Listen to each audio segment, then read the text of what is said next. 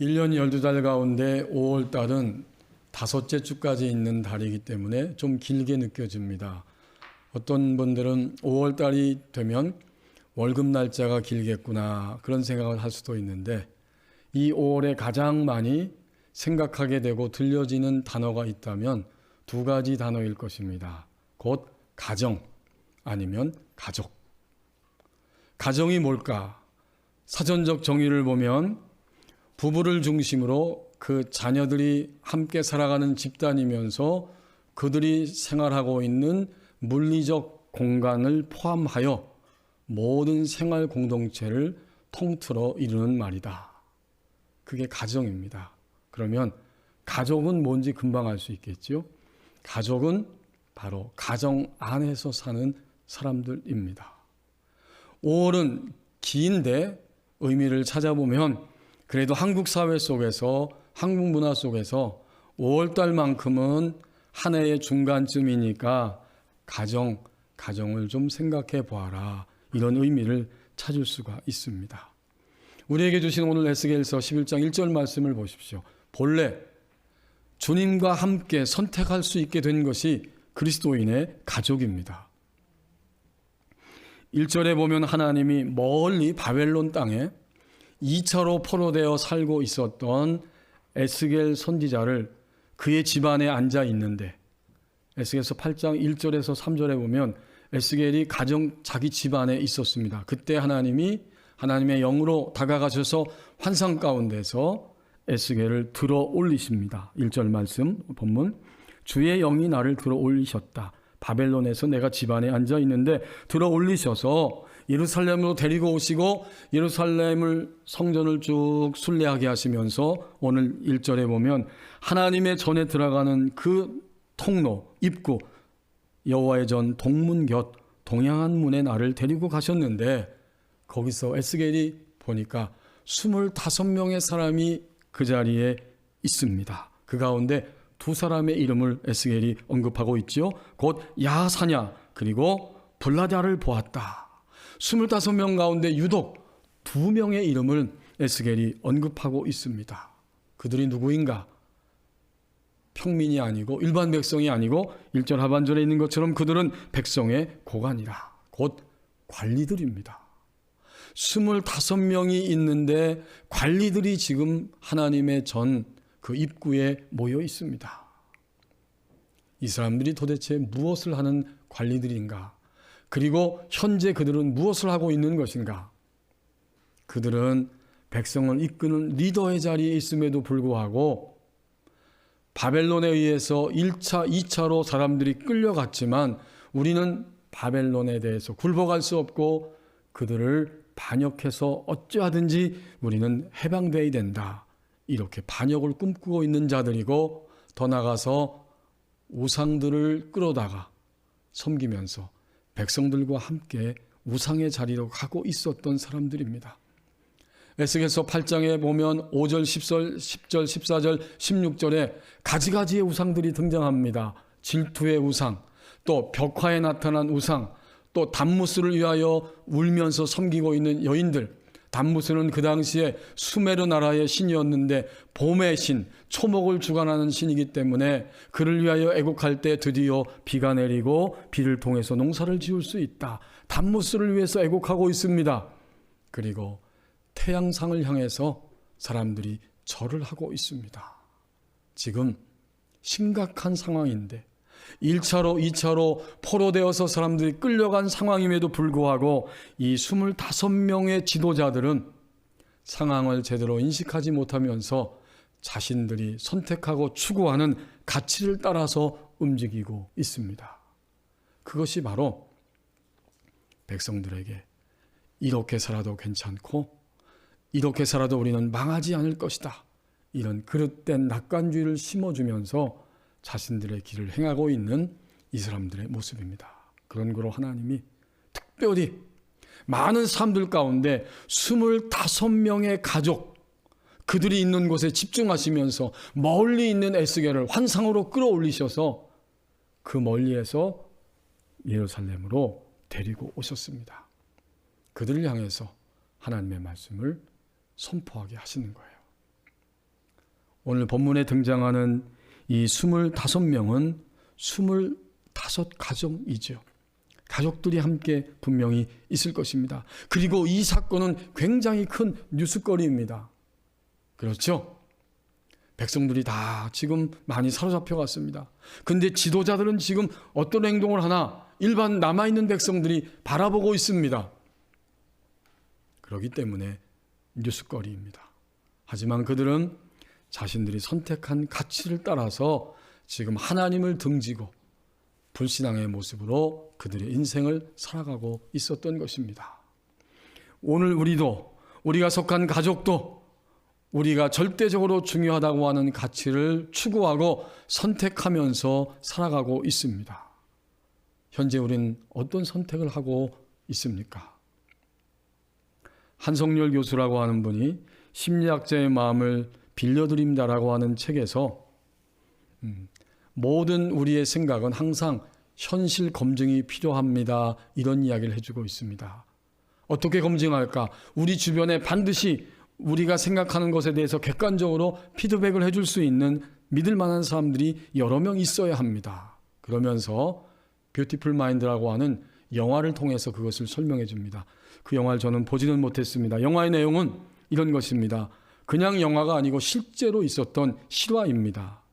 미국의 존 뇌시 교수의 이야기를 담은 것인데 1994년에 노벨 경제학상을 수상한 프린스턴의 대학의 교수입니다. 하지만 그는 오랫동안 정신분열증을 앓고 있었습니다.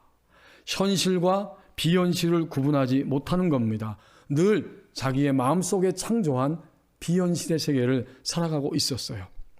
그가 대학교에 입학했을 때 그는 기숙사에서 독방을 썼지만 나는 룸메이트와 생활하고 있다, 이런 생각에 사로잡혀서 행동하고 있었던 것입니다. 증세가 심해지면 환청이 들려서 누군가를 끊임없이 해치게 하고 실제로 아내를 살해하려고 하는 그 환청을 듣고 그런 시도를 하기도 했다고 합니다. 이제 병원에 치료를 받고 상태가 호전되니까 다시 대학에 와서 강의를 하게 됩니다. 그때 노벨위원회에서 그를 만나러 옵니다. 경제학상 수상자로 선정했기 때문에 그를 검증하기 위해서 감독관을 파송한 것입니다. 정신병을 앓고 있다는 소문 때문에 검증하기 위해서 온 거예요. 학교에 도착해서 인터뷰하기 위해 갔더니 강의를 하고 있었고 강의가 끝나고 밖에서 기다리다가 만나게 됩니다. 그때 내시 교수는 지나가는 여학생에게 이렇게 물어봅니다. 나는 이 사람들이 보이는데 학생도 이 사람이 보이느냐?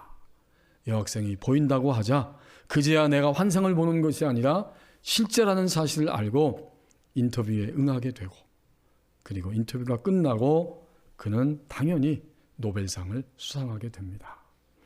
이런 이야기를 통해서 이 한성열 교수는 이렇게 설명하고 있습니다. 미성숙한 사람일수록 현실 검증을 하지 않고 성숙한 사람일수록 현실 검증을 합니다. 성숙한 사람의 자아는 비록 현실이 괴로울지라도 그것을 받아들이는 이겨낼 힘이 있기 때문입니다. 그 글을 읽을 때 오늘 나 자신의 신앙의 성숙도를 생각합니다. 나의 현실을 검증할 때 우리는 이 사람 저 사람 조언을 받고 전문가의 의견을 따라야 합니다. 하지만 결국 그리스도인은 누구와 함께 선택하느냐? 바로 주님과 함께 선택합니다. 오늘 1절에 등장하는 25명의 사람들은, 그리고 그와 연관된 모든 가족들은, 심지어 백성들은 그들이 절대 가치를 추구하고 선택할 때 하나님을 등지고 불신앙의 선택을 하고 있습니다. 본래 주님과 함께 선택할 수 있게 된 것, 이것이 바로 그리스도인의 가족입니다. 2절 말씀을 보십시오. 그럼에도 불구하고 포기하지 않는 하나님의 사랑이 있다고 말씀합니다.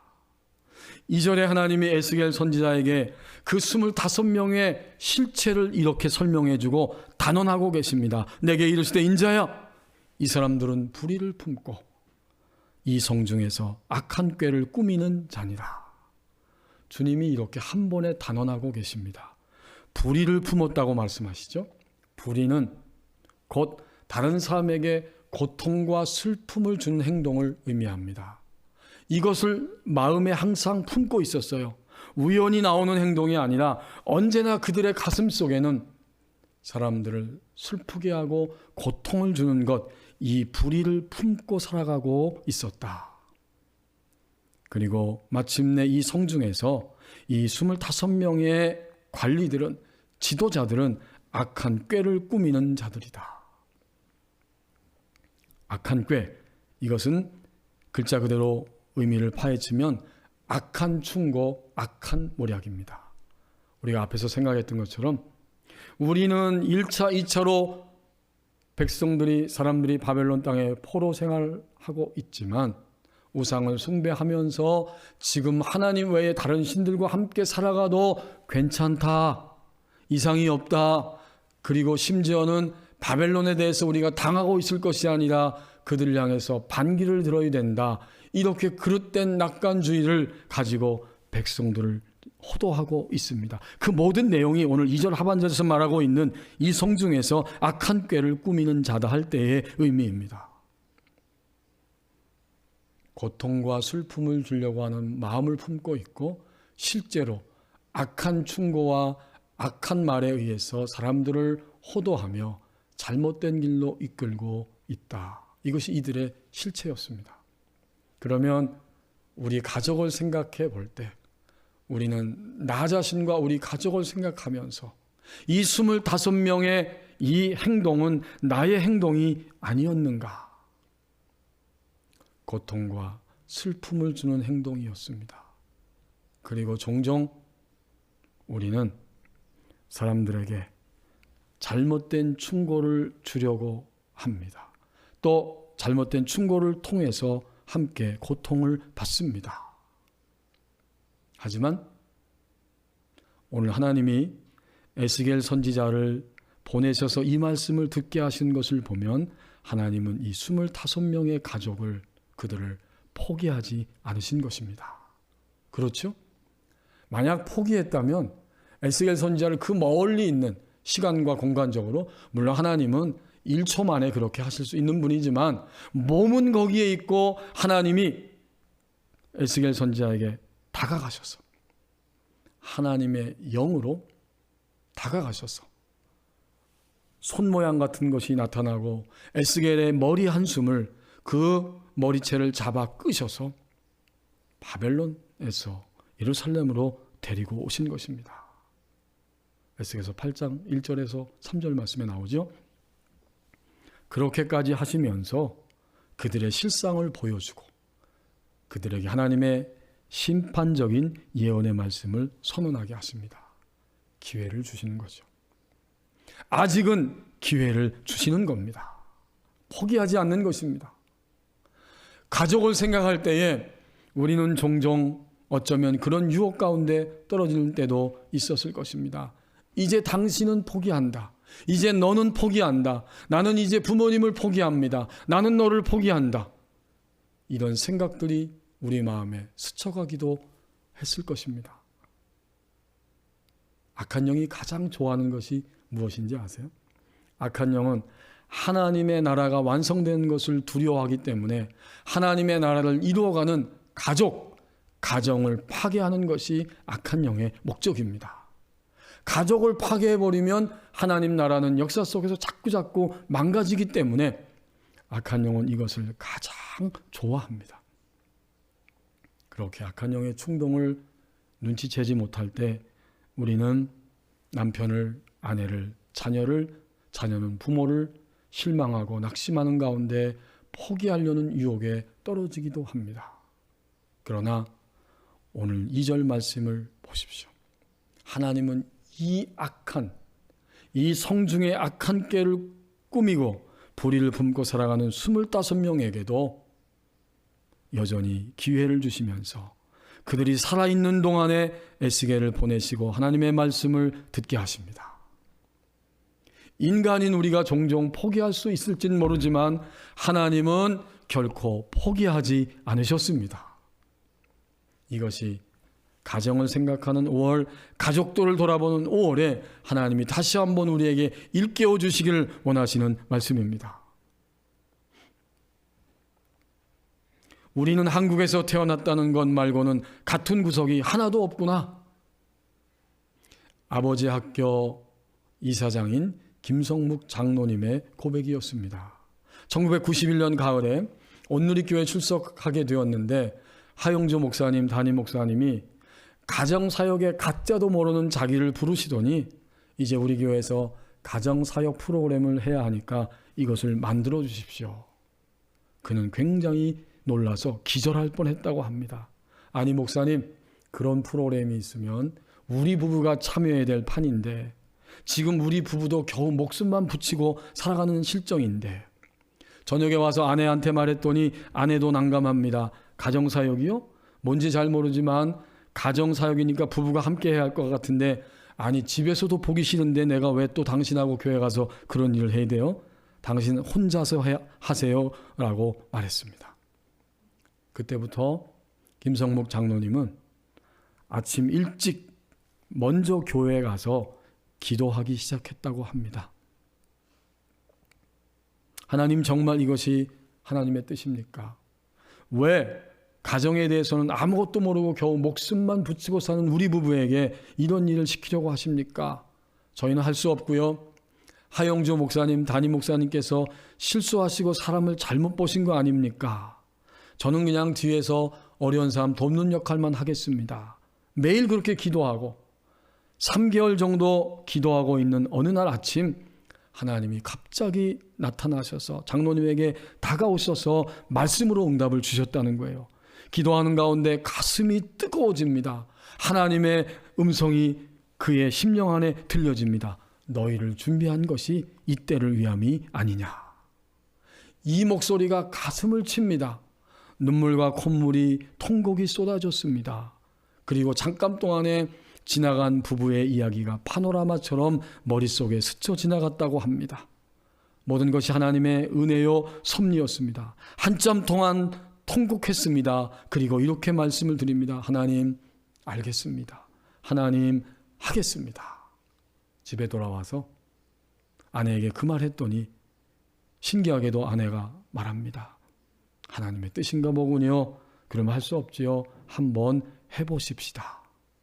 그래서 난생 처음으로 손을 붙잡고 함께 기도했다고 합니다. 우리 가정에 이런 아픔 주신 하나님, 이런 우리 가정을 회복하시고 오히려 이런 아픔을 통해서 우리 가정을 성숙시켜 주시고 주위에 무너져가는 가정들을 회복시킬 수 있는 하나님의 도구, 은혜의 통로가 되게 해 주십시오. 눈물을 참 많이 흘렸습니다. 나중에 성경을 읽다 보니까 자신에게 들려주신 음성이 죽을 운명에 처한 유대인을 구하기 위해서 에스더에게 하신 말씀이었음을 알게 되었다고 합니다. 우리 부부의 만남, 사랑, 갈등, 그리고 더 이상은 안 되겠다 결심하고 이혼하려고 했던 그러한 위기, 그 가운데 하나님을 만나고 잘 다녔던 교회를 옮기게 하시고 온누리교회에 보내신 것, 이 모든 것이 하나님의 은혜였고 우리 가정을 향하신 하나님의 뜻이었습니다. 출발했어요. 진행하고 있어요. 중간에 아픈 상처 때문에 힘들고 포기하고 싶은 순간이 한두 번이 아니었습니다. 이대로 끝내는 것이 좋지 않을까? 이제 더 이상 버틸 수 없다. 이제 끝내자. 이렇게 생각할 때도 수없이 있었는데, 하지만 그때마다 기도하며 묵상하는 가운데 너희를 준비한 것이 이때를 위함이 아니냐 하셨던 말씀이 우리 두 사람을 붙잡았고 우리 가정을 붙들었습니다. 엊그저께 제가 보니까요, 이 김성욱 장로님이 이제 사회에서도 인정받으셨잖아요. 교도소, 아버지 학교, 해외 수많은 곳에 다닙니다. 구리시에서 5월 한 달 동안 가정을 위해서 그리스도인 대상이 아니고 일반 사람들도 볼 수 있게 가정을 대상으로 그렇게 가정 회복을 위해서 강의를 하는데 유튜브에 나오게 했습니다. 구리시 그 방송에. 근데 강사가 보니까 김성묵 장로님이에요. 하나님이 이렇게 이분들을 사용하고 계십니다. 그분들의 고백은 이것입니다. 우리 두 사람을 하나님이 붙잡았고 우리 가정을 하나님이 붙들었습니다. 포기하지 않는 하나님의 사랑이 있다고 말씀합니다. 3절 말씀을 보십시오. 하나님과 교통하는 사람들이 감당하는 짐이 있다고 말씀합니다. 3절에 이번에 하나님께서 그들이 마음에 품고 있는 계획, 그들의 사고방식을 다시 한번 알려주고 계십니다. 에스겔 선지자에게 설명하고 있는 거죠. 그들의 말이 무엇이냐, 그들이 가지고 있는 사고방식이 무엇이냐. 집 건축할 때가 가깝지 아니한즉 이 성읍은 가마가 되고 우리는 고기가 된다 하나니. 비유적인 이야기죠. 그러니까 하나님이 이미 너희는 바벨론 땅에 포로 생활할 것이고 거기에 한두 달이 아니라 오랫동안 머물 것이기 때문에 집을 건축하고 자녀를 낳고 포도원을 가꾸면서 그렇게 살아가야 한다 말씀하셨지만, 예레미야 29장 5절 말씀에도 분명히 그 이야기를 해주고 끊임없이 말씀해 주셨지만 이들은 이런 사고방식을 가지고 있다는 거죠. 집 건축할 때가 가깝지 않다. 우리 생전에 우리가 사는 동안에 우리가 바벨론 땅에 가서 집 건축할 일은 없을 것이다. 그리고 우리가 살고 있는 이 성읍은 얼마나 견고한지 가마솥과 같이 견고하고 우리는 가마솥 안에서 편하게 있는 좋은 고기 덩어리와 같다. 이런 이야기입니다. 이것이 그들의 사고방식입니다. 우리는 바벨론에 가서 집 짓고 살 일은 없어. 우리를 이렇게 둘러싸고 있는 이 예루살렘 성은 결코 멸망하는 일이 없어. 우리는 가마솥에 있는 좋은 고기와 같은 존재고 그런 인생을 살아갈 거야. 이것이 그들의 사고방식이라는 겁니다. 한마디로 표현하면 이 25명의 사람들, 이 지도자들은 하나님과 말이 통하지 않는 사람들입니다. 가정이 힘든 것은 왜 힘들지요? 말이 통하지 않기 때문에. 아내가 힘들어합니다. 말이 통하지 않기 때문에. 남편이 힘들어합니다. 아이들이 힘들어합니다. 왜 힘들어할까? 그것은 외적인 조건이기도 하지만 말이 통하지 않기 때문에 힘듭니다. 우리의 가족은. 하나님이 이 25명에게 다가오신 것은 정말 하나님의 놀라운 포기하지 않는 사랑하심인데 그들의 실상을 보니까 그들은 말이 통하지 않는 사람들이었어요. 우리가 이 에스겔서를 하나님께서 주셨기 때문에 오늘 본문을 대하면서 깨달을 수 있습니다. 그러면 누가 말을 알아듣고 있는가? 그 시대 속에서 에스겔 선지자가 말을 알아듣고 있습니다. 하나님은 말을 알아듣고 하나님과 교통하는 에스겔을 통해서 하나님의 말씀을 지금 흘러보내고 계신 거예요. 하나님과 교통하는 사람은 그런 거로 하나님 앞에 감당해야 하는 짐이 있어요. 우리 모든 가족들은 각자가 먼저 하나님과 말이 통하고 교통하는 자가 되어야 하고, 그리고 각자가 서로의 하나님이 지어주시는 짐을 져야 합니다. 이것이 그리스도인의 가정이에요. 이것이 바로 주님을 믿고 사는 가족입니다. 그리스도인의 가족의 모습입니다. 그러면 어떻게 하는 것이 짐을 지는 것일까? 오늘 예배하는 자리에 있는 우리들은 적어도 하나님과 교통하는 사람들이잖아요. 지금 현재 하나님과 말이 통하는 자리에 있잖아요. 그 짐을 하나님 져주시는데 무엇을 어떻게 하는 것이 짐을 지는 것입니까? 먼저는 회복과 치유의 약속을 신뢰해야 합니다. 하나님이 지금 이 25명의 가족에게 다가오셨어요. 아직은 바벨론 땅에 3차로 포로로 잡혀가지 않은 사람들입니다. 그리고 길게 내다보면 70년이 채워진 이후에 하나님의 백성들은 회복되고 치유되어서 고향 땅으로 돌아오게 됩니다. 에스겔서 전체를 우리는 보면서 바로 이 짐이 우리가 져야 하는 짐인 것을 알게 됩니다. 우리 가족이 어제까지 어떠하였든지 오늘 하나님이 이 말씀을 우리에게 주십니다.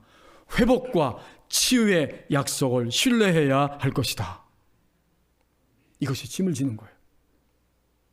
에스겔서 마지막 부분 40장부터 48장까지에는 하나님이 백성들을 회복시키고 치유해서 돌아오게 하시는 아름다운 감격의 장면을 예언적으로 보여주고 있는데, 하나님이 새 성전이 지어지고 그 성전 안에 하나님의 그 생명이 흘러가면서 그 생명이 얼마나 풍성한지 발목을 적시고 무릎을 적시고 허리를 적시고 나중에는 헤엄쳐서 건너야 할 강처럼 풍성하게 생명으로 역사하십니다. 그리고 그 강물이 흘러가는 곳마다 치유에 쓰일 수 있는 약재료가 된다고 말씀해 주십니다. 성경을 하나의 통으로 보아야 한다 하면서 통성경학교를 개설하고 수년 전부터 열심히 강의하고 인터넷으로도 강의하고 계시는 조병호 목사님의 표현대로 하면 바벨론 땅에 사로잡혀간 자들이 돌아올 때에 치유되고 회복되어졌는데 두 가지 단어로 표현합니다. 극상품 포도나무, 또 하나는 성전의 조감도를 가지고 돌아왔다. 맞는 말이에요. 이스라엘 백성들이 포도나무인데 썩어서 냄새나고 먹을 수 없는 포도나무였는데 이제는 바벨론 땅에 70년 동안 포로 생활할 때 거기서 극상품 포도나무가 되어서 귀환하게 되고 그들은 돌아오면서 무너진 성전이 회복되는 성전의 조감도를 하나님이 보게 하셔서 그것을 읽고 보고 그리고 예루살렘 고향 땅으로 돌아왔다. 이것이 회복과 치유를 약속하시는 하나님 말씀에 대한 신뢰입니다. 오늘 짐을 지는 자들은 누구인가? 다시 우리 가족은 회복될 수 있고 치유될 수 있다는 주님의 약속을 신뢰하는 사람들입니다. 두 번째는 짐을 진다는 것은 오늘부터 우리는 바로 내가 소망의 씨앗을 뿌려야 합니다. 소망의 씨앗을 우리가 뿌리는 거예요. 우리는 먼저 가족 안에서 여전히 어둡고 죄악된 부분을 볼 때에 이제는 내가 고백하고 돌이키고 회개해야 합니다. 그리고 나서 그 대상을 향해서 축복의 말을 선포하는 것입니다. 하나님, 나의 남편 용서해 주십시오. 하나님, 나의 아내, 하나님, 나의 딸, 하나님, 나의 아들 용서하여 주옵소서. 그거는 반이죠. 나머지 반은 뭐예요? 오늘부터 나의 남편이 몸과 마음과 영이 건강할 것을 축복합니다. 오늘도 나의 자녀들이 하나님과 함께 선택하는 자녀 될 것을 축복합니다. 이렇게 돌이켜 회개하고 그리고 축복을 선포하는 것이 소망의 씨앗을 뿌리는 작업이에요. 이 짐을 오늘 우리가 지라는 말씀입니다. 또 하나 세 번째 짐을 진다는 것은 굉장히 중요한 것인데 이것도 이제 우리는 가족들을 대할 때 주님, 제가 어떻게 대할까요? 이건 정말 가족 안에서만 할 수 있는 일이고 가족 안에서 일어나야 할 일들입니다. 세상은 플러스와 마이너스를 계산하고 있고 세상은 높낮이를 계산하고 있는 것이 이 세상의 흐름이고 어쩔 수 없는 가치관 속에 살고 있지만 가족 안에 들어왔을 때는 높낮이나 플러스 마이너스가 아니라 주님의 법칙입니다. 주님, 제가 아내를 어떻게 대할까요? 주님, 제가 남편을 어떻게 대할까요? 주님, 제가 우리 아들, 딸들을 어떻게 대할까요? 우리 아들, 딸들은 주님, 제가 우리 부모님을 어떻게 대할까요? 저희들끼리 어떻게 대할까요? 이것은 정말 주님의 법칙입니다.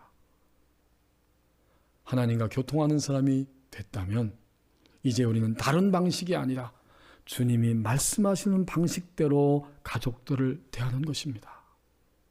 이것이 짐을 지는 자의 극치요 아름다움의 실체입니다.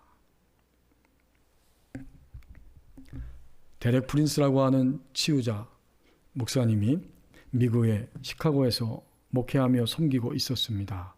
어느 날 시카고 도시를 위해서 기도하는 집회에 참석하게 됐고 강사로 강단에 섰습니다. 여러 교회들이 함께 합니다. 말씀을 전하기 위해서 딱 섰는데 갑자기 그 생각 속에서 그리고 그의 입을 통해서 이렇게 큰 소리로 선포가 나갔다고 합니다. 나는 그 술집에 하나님의 저주를 가한다. 그날 집회를 마치고 이것이 도대체 왜 내 입에서 나갔을까? 성령께서 분명히 나에게 비춰주신 것인데 그것을 깊이 생각하고 있었다고 합니다. 한 달쯤 지났을 때 새벽 3시에 전화벨이 울려서 받았더니 교회에 불이 났다고 하는 급한 전화입니다. 옷을 막 주워 입고 교회로 달려갔어요. 그리고 보니까 불이 났긴 났는데 아직 교회에 옮겨 붙은 것이 아니고 교회와 붙어있는 술집이 막 불에 타고 있었습니다. 그런데 그 미시간 호수에서 바람이 불어오고 있기 때문에 조금 있으면 분명히 이 불이 교회로 옮겨 붙을 것입니다. 그 광경을 목도하고 있는데 갑자기 바람의 방향이 180도 확 바뀌면서 교회 쪽으로부터 멀리 가게 되었습니다. 결국 불타버린 것은 술집이었고 완전히 파괴됐어요. 교회는 연기로 벽에 그을린 정도의 연기만이 피어오르고 있었습니다. 그리고 보험이 가입되어 있기 때문에 전액 보험에서 보상이 되었다고 합니다. 아무도 다치지 않았습니다. 어떤 사람도 해를 입지 않았습니다. 무슨 일이 일어난 것인가? 현장에 소방대가 출동했고 모든 상황을 면밀하게 검토한 후에 소방대장이 그 교회 수석 장로님에게 이렇게 말을 했다고 합니다. 당신네 사람들은 저 위의 사람과, 하나님을 가리킨 거겠죠? 저 위의 사람과 특별한 관계를 갖고 있는 것이 틀림없는 것 같습니다. 두려움과 놀람의 마음을 가지고 이 데렉 프린스 목사님은 자기가 바로 얼마 전에 집회하면서 선포했던 그 말씀, 그 저주의 소리를 생각하게 되었습니다. 하지만 후회는 없습니다. 왜? 하나님께서 성령의 감동으로 예상치 않았던 말씀을 선포하게 하셨고 하나님의 의로운 심판이 개입하셨다는 사실을 그는 알았습니다. 그리고 이렇게 이야기합니다. 나는 내 쪽에서 하나님의 은혜로 그 능력을 절대로 잘못 사용하지 않게 될 것을 간구하기로 결심했다.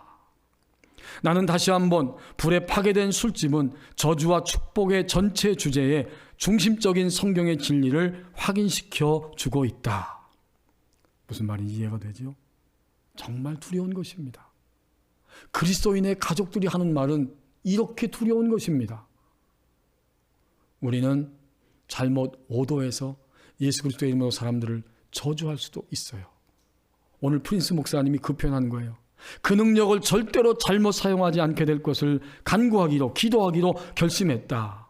그는 말합니다. 혀의 권세는 선한 것이든 악한 것이든 측량할 수 없다. 우리의 혀로 우리는 축복할 수 있고 저주할 수도 있다. 우리는 세울 수도 있고 멸하게 할 수도 있다. 우리는 상처를 줄 수 있고 치유할 수도 있다. 우리는 큰 선을 행할 수도 있고 마찬가지로 큰 해를 줄 수도 있다. 혀의 권세는 또한 두렵기도 하다. 우리 자신이 그것을 조절할 수 없기 때문이다.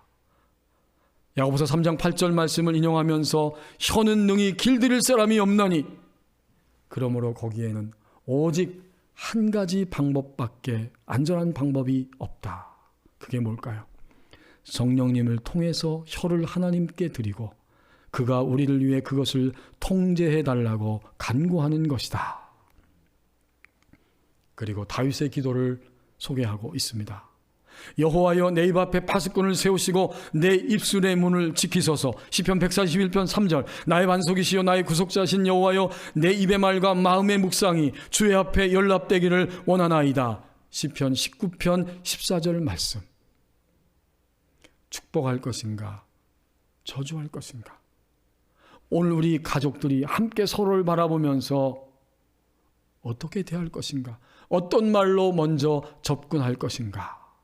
이것은 굉장히 중요하고 치명적이고 두렵고 중요한 일이라는 의미입니다. 하나님과 교통하는 사람이 감당하는 짐이 있다고 말씀합니다. 가정은 이 지구상의 역사가 끝날 때까지 뉴스거리입니다. 끝까지 화제의 중심에 인간의 역사에는 가족이 있습니다. 주님과 함께 선택할 수 있는 그리스도인의 가정이 된 것을 알고 하나님의 사랑이 포기하지 않기에 나도 포기하지 않습니다. 그리고 주님이 지어주시는 짐을 내가 지고자 할 때, 다만 주님이 지라고 하는 그 짐을 지려고 할 때 거기에 바로 가족이 사는 길이 있습니다. 기도하시겠습니다.